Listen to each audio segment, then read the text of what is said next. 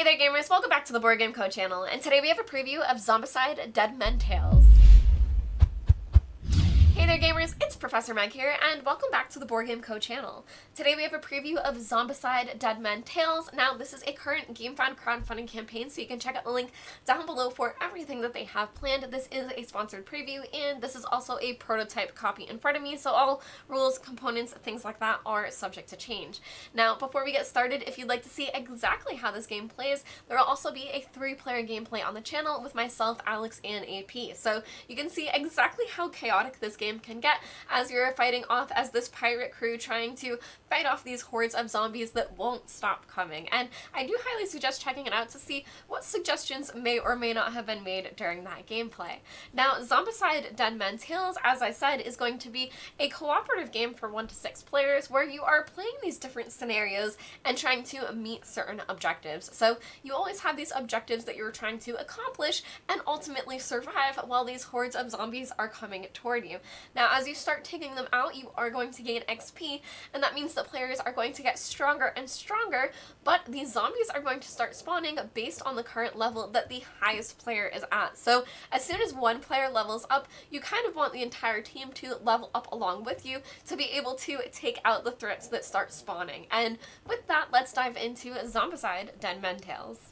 Now, the game is currently set up for a demo scenario that was provided, but when players are playing, you're going to have specific scenario setups where you're going to find the tiles that you need, as well as the additional tiles that you're going to be placing on the board with the spawn points and things like that. So there is going to be specific setup depending on the scenario that you are playing, giving you things like an estimated time as well as difficulty, and that's all going to be in the game itself. So this is a demo scenario, and we are already 1 turn in as well, because I wanted you to be able to see the board as things start escalating, and turn 1 is going to be the easiest for players where there are no enemies yet spawned on the board. So these zombies are all here because turn 1 has already happened. And so I'm going to explain a few things about the map first before walking you through a few turns so that you can see what players are able to do, because you're going to be using an action point system where you can perform 3 actions per turn. But first I'll go over the general map. So for players to move over these water tiles, you need to be able to swing with a rope, which is new for this particular version. So you can see that there are certain spots that have ropes on them, and you are able to perform a rope action instead of a normal move action, and that's going to allow you to swing 3 spaces. So for example, if this player was over here, they would be able to perform that action to go 1, 2, and then 3 and move like that. Now there are things that are going to augment this for players, such as certain weather things happening, as well as certain special abilities. For example, the Duke over here has the Flying Dutchman ability, and that allows him to kind of swoop in and be able to land inside buildings because normally you're not able to do so. So that's one way that players are going to be maneuvering around this map, and in this particular scenario, they all started here on their ship. So this ship spot does have a rope there on it, and that's how players started entering this area of the map here. Now, a couple other things to know about Zombicide is there are going to be buildings, and those are closed in, and those are going to affect things like line of sight and what you are able to shoot through. So that's how players are going to be slowed down a little bit, because there are these different buildings and there are these cannons that players are going to be able to shoot. So that's how you're going to be maneuvering around the map. There are also certain spots that are going to allow you to draw from these respective decks of cards, which is going to be an action that you can do. And later when treasure tiles come out, they're going to spawn on particular tiles on their treasure spot. Now, as I noted, there are also the spawn zones for the zombies, and that's very important because that's where they're going to be showing up round after round. So you can see 1, 2, and 3 over here, and players are really going to need to keep that in mind. Now, additionally, the governor has these coffins in play for this scenario. So these coffins are going to affect players. I'm going to talk about that in a little bit when I talk about this particular scenario, but just know that these coffin tokens are also placed out for players to interact with. Another thing that players are going to be able to do is drink Grom from these 2 areas here, and that is actually one of the objectives for this particular scenario, is to drink from both of these. So now I'm going to walk you through a turn for a player and then also show you how these zombies will spawn and activate as well. Because the general pace of play of the game is that all players are going to activate in turn order, and then there's going to be a zombie turn as well, where the zombies are going to have their chance to try to take a bite out of the players. So that is going to be the general pacing, where players have 3 actions that they're able to do on their turn, and you can do the same action multiple times. For example, move, move, and move. So you can complete up to 3 actions until you level up, and then you have an extra action available to you. So all of the characters are going to be very unique with the different abilities that they have when you choose them, but you're going to have these basic actions that you have available to you, such as moving and attacking. Now on top of that, as I noted, players are going to be interacting with certain spots on the board, where in this you're able to either draw cards, which could be items or weapons, but it could also be things like zombies that are bad, and you're also able to drink the Grom, which I'll show you exactly how that works in a moment.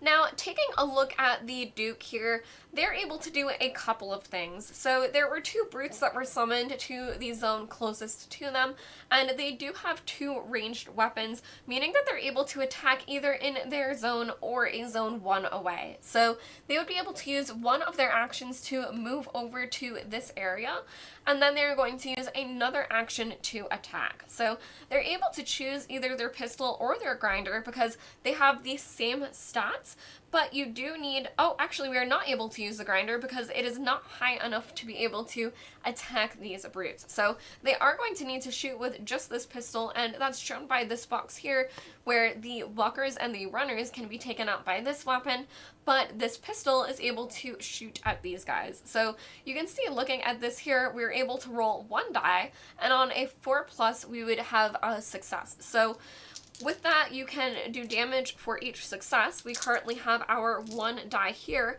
but because we have a Grom, we are able to roll an additional die. So we'll roll those and see what ends up. So we do have a 2 and a 3, which is terrible. With a 2 and a 3, we would not damage them at all. We perhaps moved, attacked, and we would probably move back into this area here and retreat.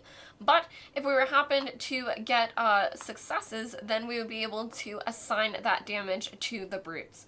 Now finally, for these Grom dice, when you roll this particular symbol here, which would be the 1, it actually is a total failure for you, where you are going to lose your Grom, and you're also going to be knocked down. So you'll have to spend an action to be able to stand back up, and that represents that players are perhaps a little too tipsy to be performing that particular action. So when you do roll, your successes would still stay, but that die would be affected, and if you did have more than 1 Grom, you would only lose 1 per symbol that you roll that's a 1. Now for us to move on to Sally to show you the other things that players are going to be able to do on their turn. She would be able to move 1 into this area here.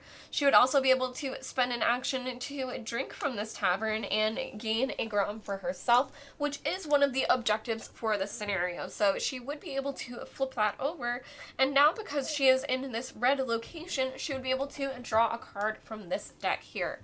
So you can see this is an item, Ghost Shark, and these ones are very interesting, where you are able to either slot it for its spell ability, or you're able to play it above in your backpack as a talisman. And this one, for example, when it's played as a talisman, you would, when you roll a 6, be able to do +1 damage in combat. So that can be very strong if you're able to roll high enough for that, but that's how players are going to be drawing cards from these decks. Now, I'm not sure if I would have suggested her doing that on this turn, because these brutes are going to be able to move in, but for now she would be able to do that, hoping that her other teammates are able to take out the threats that are on the board. Now, normally in turn order, all of these different characters would activate, so they would all complete all of their different turns, trying to take out the different threats, but also working toward those different objectives. So now I'm just going to show you what a zombie turn is going to look like after all players are finished, but just know that I didn't take turns for the other characters. Now, during the zombie turn, they are going to have two things happen. First, they're going to activate, and then they're going to draw to spawn. So, as you can see, I left these different zombies out on the board, and they're all going to move one while they activate. So they're all going to move forward, and first they're going to go for a line of sight, and then they will simply go for closest. So these guys are also going to move this way. And after that, if any zombies had been on a player's spot, for example, if these had been here at the start of the zombie's turn, they would have attacked the player instead. And players do only have 3 health, so it can be very dangerous for players to be attacked. Now, after this, players are going to draw these spawn cards. So we have our 3 different zones, and when you're looking at these cards, you're going to be, oh, well, this is an abomination. So an abomination is going to be the scariest one to come out. So for our zone 1, we are going to place our abomination out here. And currently in this scenario, you need these cannons to take out that abomination. So that is going to happen right off the bat. But now to look at a normal spawn card, you're going to have different levels. So you're going to look at the current level of the highest level player. So for example, if even one player is in yellow, you're going to be spawning the yellow box. But if a player is in orange or red, you're going to be spawning those instead. So it can be quite dangerous. But looking at the card board, we have only blue currently. So we are going to spawn 2 of these brutes again in this zone. So there are 2 over here, down here.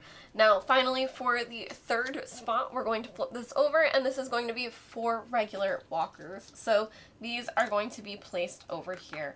Now, the big thing that's going to happen is that right now, this might seem like a lot of zombies. There's already quite a few on the board, but zombies are going to continue to spawn until you run out of miniatures for them. So, for example, our regular walkers, we have 2 more over here, and then a handful over here.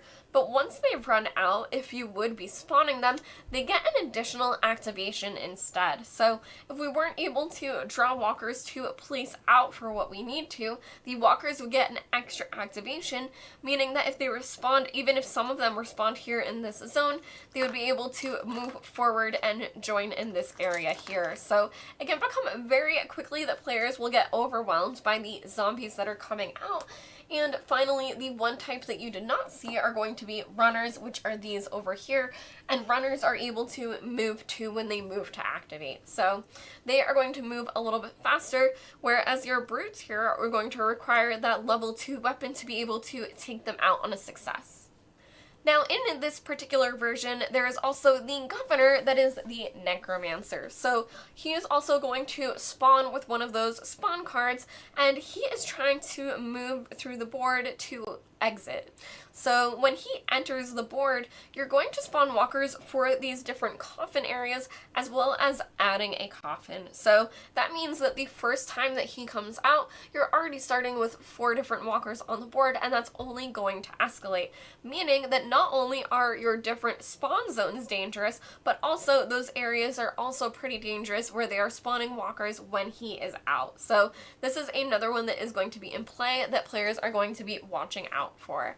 Now, finally, another thing to look at with this is that one of the objectives players are trying to do is acquire both a small and a large treasure chest.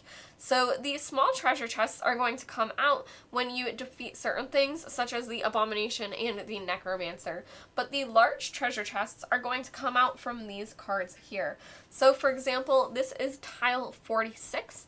We're going to look over here. This one is 46, and as you can see, there is a treasure spot here. So that is going to spawn a treasure tile that players can then go and acquire for themselves. But the treasure tiles that you are drawing may not always have a treasure spot on them. For example, 49 and 48 here do not have the treasure X on it, and sometimes you will draw ones that do not have that particular number. So whenever this happens for a player, they're going to discard it and also be able to gain 5 XP, meaning that they are leveling up their character as that is happening, even if you aren't able to get a treasure out of it. But that is going to be another one of the objectives that players are working toward in this particular scenario. Now, another thing that's going to be added is the cannon, and the cannon, players are able to use actions with it in a few different ways, but in order to take an action with the cannon, players will need to spend 2 action points instead of 1. So it would cost you 2 actions to perform the cannon actions, but ultimately players are going to be able to move it along the board as an action. They're also able to rotate it because it would need to face the particular zombies that you're trying to shoot. You're also able to load it because after you fire it, it will be flipped over and you will need to load it again to be able to use it. But when you are able to fire it into a particular group of zombies, you'll be able to eliminate them and wipe them out, gaining XP for the ones that are killed, but also be sure to not have any players in that particular spot when that action happens. And now to take a look a little bit closer at one of the different characters, now that you understand the game a bit more, you're going to be gaining XP depending on the zombies that you're able to kill, as well as some cards that you will be drawing, such as that treasure map tile. So you'll be gaining XP, and as you progress to the different thresholds, you'll then be able to gain an upgrade for your character. Now, characters also have their starting races, where, for example, the elf here is able to be a bit more immune to the Grom that they are using, where they can choose to roll it or not. So, for example, for the Duke here, where he currently has 1, he is able to attack with both of these dice, or he could choose not to use his Grom and hold on to it if he's pretty sure it could be a sure thing, or he's worried about, falling prone if he rolls that 1. So that is an option for the elves, whereas some races like the humans are going to be able to trade if they have Grom available as a free action. So that's going to be something that is going to change depending on the character that you pick as well. But then looking at the different upgrades, as I noted, the Duke starts with the Flying Dutchman, which allows him to fly into walled areas. The yellow one is going to be adding an action. For the orange threshold, players will be able to choose between 2, and for him it would be +1 free melee action or +1 free ranged action. So players would probably choose depending on the weapons that they currently have available. And for their red threshold, they're going to be able to choose either +1 free combat action, blessed by numb gun, or hit and run. So for the Blessed by Numb Gun, the survivor can possess up to 4 Grom tokens instead of the usual 3, which players are normally limited to. And for the elf, that's even more special, where they're able to choose which ones they want to add to the particular roles as well. Zombicide Dead Men Tales is also going to have baldric weapons that players are able to use. So you're going to be acquiring different weapons throughout the game, and some of them are going to have a particular keyword called baldric. So you have this special slot that you're able to hold those types of weapons, and you're able to use that to make them even stronger, because you're able to stack the same name of a particular weapon together if it has that baldric tag. So taking a look over here, we do have the short pistol that Clayton started off with, and as you can see, Lucullus also drew one. So they do have this symbol here, and if Lucullus was able to trade this short pistol over to Clayton, they would be able to place it in this area which holds the baldric weapons specifically, and that would be able to make this one particular weapon better, because all of the guns that players are using are going to have this reload tag as well, meaning that on a particular turn, if you use a specific gun, you'll need to spend an action to reload it to then shoot with it again. So in a scenario over here, that may be a great option for these players because they're able to shoot, reload, and then shoot. But if players need to use other action points, they may not be able to use that weapon twice in a round. Now, the weapons will automatically reload for you before the next round, so you don't have to worry about that in particular. It's just if you want to be able to use it during that same round, again, on a group of enemies. Zombicide Dead Men Tales is going to be a cooperative game that is a constant adrenaline rush, where players are going to be frantically working together to try to take out these hordes of zombies that are spawning round after round, and it will not stop. So in the beginning, it can be a little bit deceiving that there aren't any zombies out on the board, but pretty quickly players are going to have to start dealing with all of the different oncoming threats. So you do have the particular scenario that you are playing and the goals that you are working towards, so you do have your objectives to keep in mind and start working toward those. But as players start taking out these different zombies and killing them, you're also going to be gaining experience points. So yes, you are going to be leveling up your character and gaining these different abilities that you're going to unlock, but that also means that you are spawning the zombies at higher and higher levels. So it is going to get dangerous pretty quickly, and then players are going to have to deal with all of these zombies that are spawning, because the thing that is the most dangerous is once you aren't able to place out those miniatures for a particular type of zombie that is spawning, that's when they're going to have that extra activation. So not only are you dealing with a board full of a particular type of zombie, they're all out there in front of you, they're all going to have an extra activation to come and try to take a bite out of players. So where you're only working with 3 health, it can be pretty dangerous once you start running out of the different miniatures and they're getting those activations. So if you'd like to see exactly how this game plays, there will be a gameplay on the channel, and you can check out the game found link down below for everything that they have planned. Thank you all for watching the Board Game Code channel. I've been Professor Meg, and I'll see y'all next time. Bye!